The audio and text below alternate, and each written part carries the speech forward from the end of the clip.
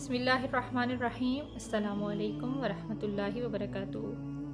آج کی اس ویڈیو میں ہم بات کریں گے عظیم فاتح جرنیل خالد بن ولید پر لکھی گئی کتاب کے بارے میں۔ اس کتاب کا نام ہے شمشیر بے نیام۔ وہ مسافر عرب کے صحرا میں اکیلا چلا جا رہا تھا۔ 8 ہجری کے زمانے میں عرب کا وہ علاقہ جہاں مکہ اور مدینہ واقع ہے بڑا ہی خوفناک صحرا ہوا کرتا تھا، جلتا اور انسانوں کو جھلساتا ہوا ریگزار۔ ایک تو صحرا کی اپنی صعوبتیں تھیں اور دوسرا خطرہ رہزنوں کا تھا۔ مسافر قافلوں کی صورت میں سفر کیا کرتے تھے، لیکن یہ مسافر اکیلا چلا جا رہا تھا۔ وہ ایک اعلیٰ نسل کے جنگی گھوڑے پر سوار تھا۔ اس کی زرہ گھوڑے کے زین کے ساتھ بندھی ہوئی تھی اور اس کی کمر سے تلوار لٹک رہی تھی اور اس کے ہاتھ میں برچھی تھی۔ اس زمانے میں مردوں کے قد دراز، سینے چوڑے اور جسم گھٹے ہوئے ہوتے تھے۔ یہ اکیلا مسافر بھی انہی مردوں میں سے تھا، لیکن جس انداز سے وہ گھوڑے کی پیٹھ پہ بیٹھا ہوا تھا اس سے پتہ چلتا تھا کہ وہ ایک شہسوار ہے اور وہ کوئی معمولی آدمی نہیں۔ اس کے چہرے پہ خوف کا ہلکا سا بھی تاثر نہیں تھا کہ رہزن اسے لوٹ لیں گے، اس سے اتنی اچھی نسل کا گھوڑا چھین لیں گے اور اسے پیدل سفر کرنا پڑے گا۔ لیکن اس کے چہرے پہ جو تاثر تھا وہ قدرتی نہیں تھا۔ وہ کچھ سوچ رہا تھا، یادوں سے دل بہلا رہا تھا یا کچھ یادوں کو ذہن میں دفن کرنے کی کوشش کر رہا تھا۔ آگے ایک گھاٹی آ گئی، گھوڑا چڑھتا چلا گیا، خاصی بلندی پر جا کر زمین ہموار ہوئی۔ سوار نے گھوڑا روک کر اسے گھمایا اور رکابوں پر کھڑے ہو کر پیچھے دیکھا۔ اسے مکہ نظر نہ آیا۔ مکہ افق کے نیچے چلا گیا تھا۔ ابو سلیمان، اسے جیسے آواز سنائی دی ہو، اب پیچھے نہ دیکھو، مکہ کو ذہن سے اتار دو۔ تم مرد میدان ہو، اپنے آپ کو 2 حصوں میں نہ کٹنے دو، اپنے فیصلے پر قائم رہو۔ تمہاری منزل مدینہ ہے۔ اس نے مکہ کی سمت سے نگاہیں ہٹا لی، گھوڑے کا رخ مدینے کی طرف کیا اور بھاگ کو ہلکا سا جھٹکا دیا۔ گھوڑا اپنے سوار کے اشارے سمجھتا تھا، نپی تلی چال چل پڑا۔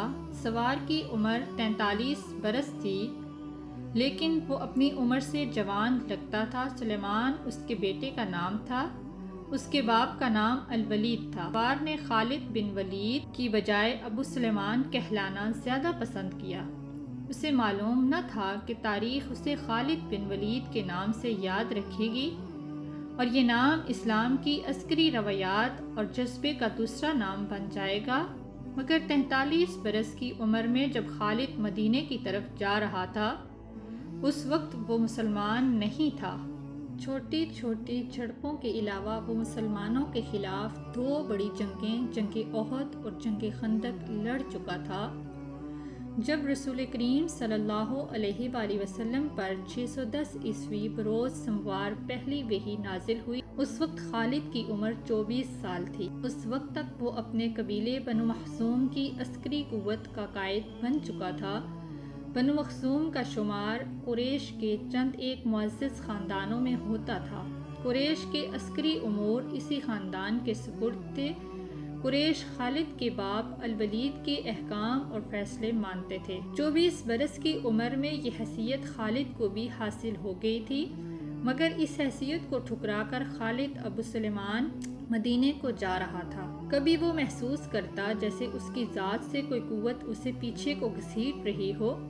جب وہ اس قوت کے اثر کو محسوس کرتا تو اس کی گردن پیچھے کو مڑ جاتی، لیکن اس کی اپنی ذات سے ایک آواز اٹھی، آگے دیکھ خالد، تو ولید کا بیٹا تو ہے لیکن وہ مر گیا ہے، عبد سلیمان کا باپ ہے اور وہ زندہ ہے۔ اس کے ذہن میں 2 نام اٹک گئے، محمد رسول صلی اللہ علیہ وآلہ وسلم جو ایک نیا دین لے کر آئے تھے، اور الولید جو خالد کا باپ تھا مگر محمد صلی اللہ علیہ وآلہ وسلم اور آپ کے نئے دین کا بہت بڑا دشمن تھا۔ باپ یہ دشمنی ورثے کے طور پہ خالد کے حوالے کر کے دنیا سے اٹھ گیا تھا۔ خالد کے گھوڑے نے پانی کی مشق پر اپنے آپ ہی رخ بدل لیا تھا۔ خالد نے ادھر دیکھا، اسے گول دائرے میں کھجوروں کے درخت اور صحرا کے جھاڑی نما درخت نظر آئے۔ گھوڑا ادھر ہی جا رہا تھا۔ نخلستان میں داخل ہو کر خالد گھوڑے سے کود گیا اور امامہ اتار کر وہ پانی کے کنارے دوزانو ہو گیا۔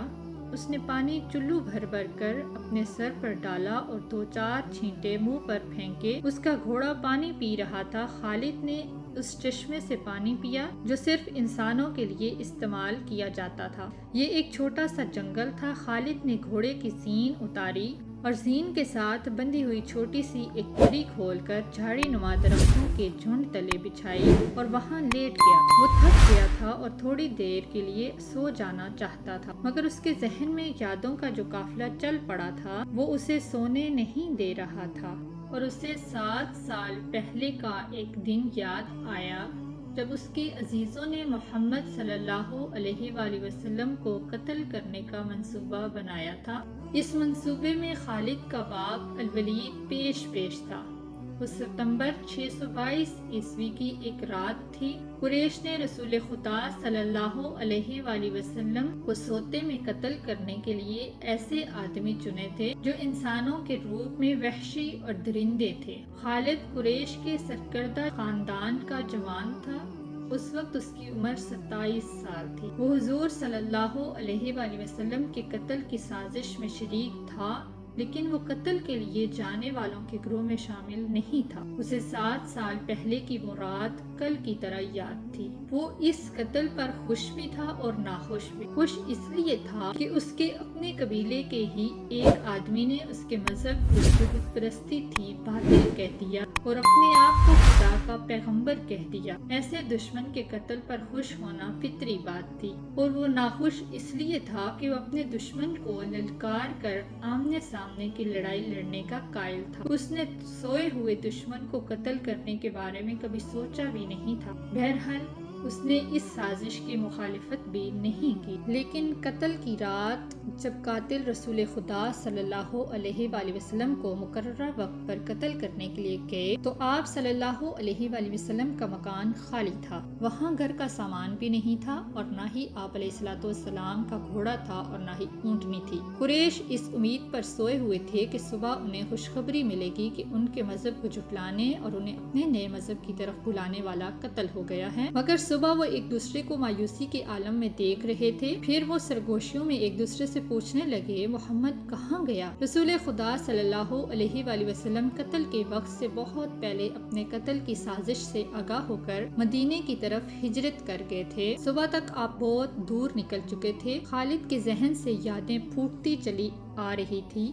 ذہن پیچھے ہی پیچھے ہٹتے ہٹتے 16 برس دور جا کر نکلا۔ 613 عیسوی کی ایک شام رسول خدا صلی اللہ علیہ وآلہ وسلم نے قریش کے چند ایک سرکردہ افراد کو اپنے ہاں کھانے پر مدعو کیا۔ کھانے کے بعد رسول اللہ صلی اللہ علیہ وآلہ وسلم نے اپنے مہمانوں سے کہا، اے بنی عبد المطلب، تمہارے سامنے جو تحفہ پیش کرنے لگا ہوں وہ عرب کا کوئی اور شخص نہیں پیش کر سکتا، اس لیے کہ اللہ نے مجھے منتخب کیا ہے، کہ اللہ نے حکم دیا ہے کہ تم ایک ایسے مذہب کی طرف بلاؤ جو تمہاری دنیا کے ساتھ ساتھ تمہاری عاقبت بھی اسودہ اور مسرور کر دے گا۔ اس طرح رسول خدا نے پہلی وحی کے نزول کے 3 سال بعد اپنے قریبی عزیزوں کو اسلام قبول کرنے کی دعوت دی۔ خالد اس محفل میں نہیں تھا، اس کا باپ مدعو تھا۔ اس نے خالد کو مذاق اڑانے کے انداز میں بتایا تھا کہ عبد المطلب کے پوتے محمد صلی اللہ علیہ وآلہ وسلم نے کہا ہے کہ وہ اللہ کا بھیجا ہوا نبی ہے۔ ہم جانتے ہیں کہ عبد المطلب قریش کا ایک سردار تھا۔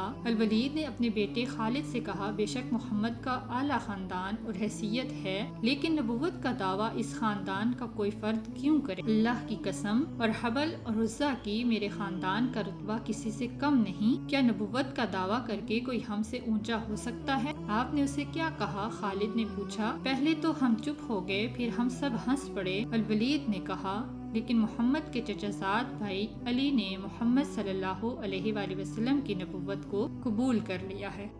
اس واقعے کا باقی حصہ انشاءاللہ نیکسٹ ویڈیو میں آئے گا۔ ویڈیو کو لائک کیجیے، شیئر کیجیے اور چینل کو ضرور سبسکرائب کیجیے۔ Thank you.